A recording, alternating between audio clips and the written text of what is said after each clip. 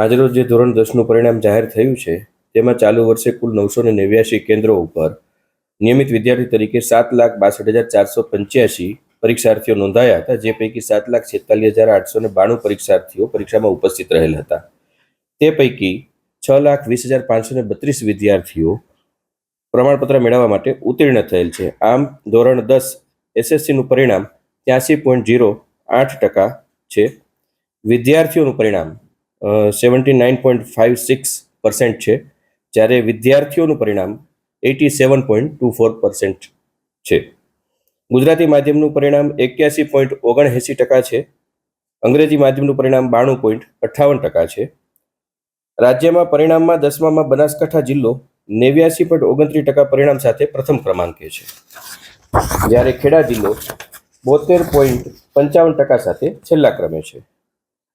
મહેસાણા જિલ્લાનું કાંસા અને ભાવનગર જિલ્લાનું ભોળાદ કેન્દ્રો 99.11% સાથે રાજ્યમાં પ્રથમ ક્રમાંકે રહેલ છે.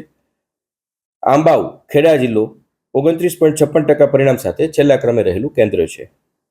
100% પરિણામ ધરાવતી શાળાઓની સંખ્યા આ વખતે 1389 માંથી વધીને 1574 થયેલ છે.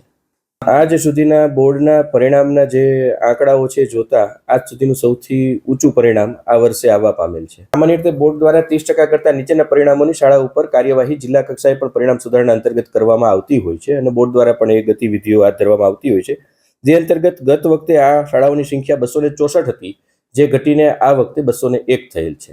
એ જે વિદ્યાર્થીઓ પાસ થયા છે તેને આગામી ઉચ્ચ શૈક્ષણિક ભવિષ્યનું સારું બને એના માટે શુભકામનાઓ, અને જે બાકી છે અને જે લોકો અનુત્તીર્ણ રહ્યા છે તે પણ આગામી પરીક્ષામાં ફરીથી એપિયર થાય અને તેઓ પણ સફળતા પ્રાપ્ત કરે તેવી શુભકામનાઓ.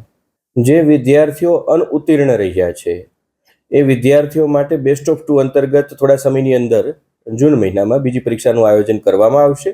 જે વિદ્યાર્થીને ગુણ ઓછા લાગે છે અને વધારે મેળવવા છે એ પણ ફરીથી આપી છે, અને અનુત્તીર્ણ રહ્યા છે એ પણ આપી શકે છે, અને એ બંનેને આધારે બેસ્ટ ઓફ 2 છે એટલે બંનેમાંથી જેના ગુણ વધારે હશે એ પ્રમાણેનું ગુણપત્રક મળશે. આમ વિદ્યાર્થી નિરાશ થવાની જગ્યાએ જે વિષયમાં એને પરિણામથી સંતોષ ન હોય એ વિષયની દિશામાં કાર્ય કરવાનું, વાંચન કરવાનું, તૈયારી કરવાનું શરૂ કરવું જોઈએ.